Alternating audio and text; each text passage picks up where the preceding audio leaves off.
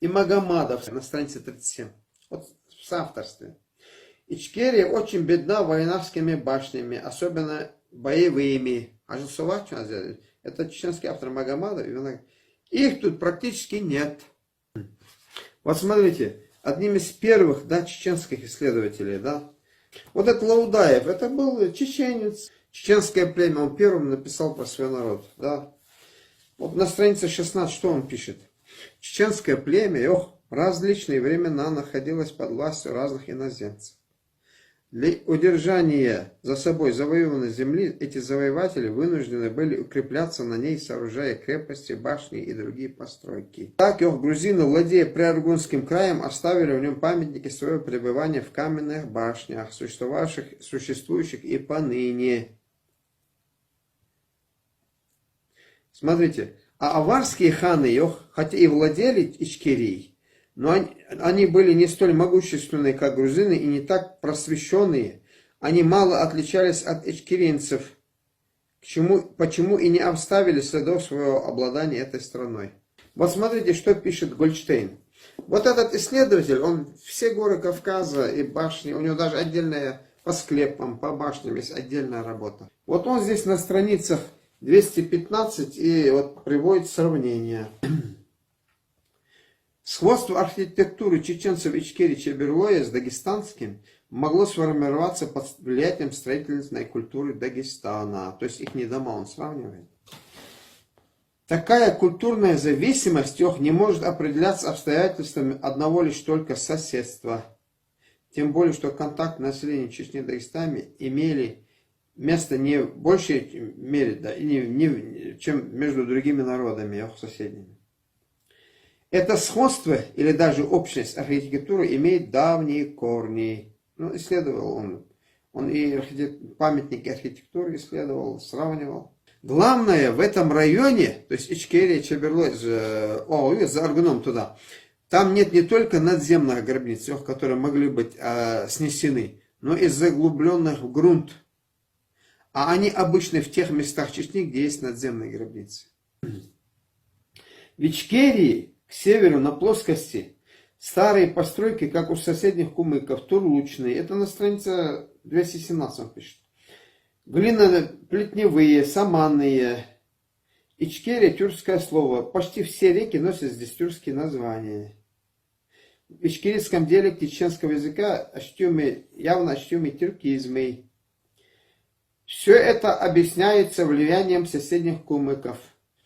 В 859 году Берже писал, это в первой книжке о Чечне вышедшей, да, что чеченцы, обитающие на долине, живут большими аулами, дома у них турлучные, не стоят. Комната нагревается камин. То есть в турлучных домах и так далее, как и местные тюрки. Вот смотрите, вот это доктор наук Джамирзаев, да? Грозный 2009 год. Древняя история чеченцев. Он пишет, смотрите, что. Были ли, вот некоторые там, Бакаев, помните, в одной передаче, он говорит, я интересно смотрю, это хороший историк. Он пишет, что ингуши, говорит, позже нас, говорит, уже в Ингушетии, видимо, позже нас, говорит, мы раньше вышли на равнины и так далее, и так далее. И на равнинах строили. Вы думаете, Владикавказ, он же не в горах, он здесь на равнине. Где был построен Владикавказ? Он начинался с башни Гудантовых. Она на равнине. Вы знаете, в обществе Шалхи сколько башен было? 60. Вот эта книга, да, «Заметки о Чечне», это первый труд, написанный Константином Самойловым. В 840 году еще был издан. Или в Петербурге, или в Москве, я не помню. Он что пишет? Он приводит там несколько примеров башен. Когда на эту башню, говорит, разбираешься, и видишь, говорит, все дороги. Эти башни строили не от того, что они с гор спустились и потом перестали. Башни именно предназначены были, они на равнинах-то и важнее были. Вы вспомните, как казачьи станицы устанавливались при завоевании Кавказа здесь. Они обязательно вышку, как башню делали, деревянную, да, чтобы смотреть за дорогами. Идет неприятель или не идет. Лятающая башня. Там, где все ингушские, кавказские рода были, везде они присутствовали. Да. И где шоты были, и где орские были, и другие общества были.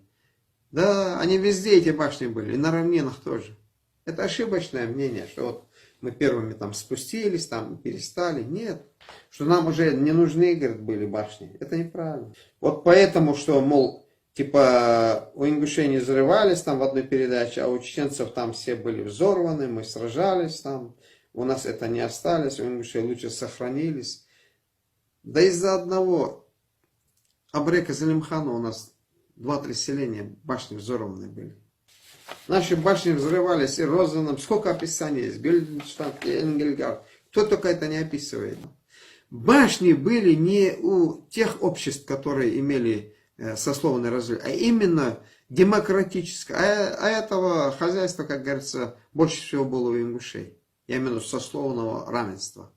Они были нужны только для этих обществ, чтобы они свою независимость могли сохранять в этих башнях. Вы знаете, как Затяти и Тменов они описывают? Они приводят не чьи-то слова, они приводят хронологию и количество башен. Вот в Дегории, в других регионах, да, Осетии. И говорят, там, где сильнее были демократические устои в обществе, там больше башен. Башенная культура, распространенная в горах Осетии и Ингушетии и отчасти в Чечне, не получила распространения в Дагестане. Борис Калоев. Это записки Кавказоведа, страница 242. Хороший материал. Авторы истории Чечни на странице 89, да, 2008 год, они там пишут. Нахи говорили, что человеку при жизни нужна башня, после смерти склеп. А если быть точным, это идет речь о ингушской пословице. Она древняя ингушская пословица. Да, это не чеченская, не чата. Традиция захоронения, пишет Борис Калоев, в склепах не была знакома и чеченцам, тогда как у родственных ингушей она была весьма распространена, как и у осетин. Да, уже исследовал каждый закоулок там, обошел в Чечне и в Ичкерии, во всех местах. То, что до Ургуна это одна культура была, да. Склепы не строили, были чужды народам Дагестана, северо-западного Кавказа, республики Закавказья. Их не строили и в Чечне.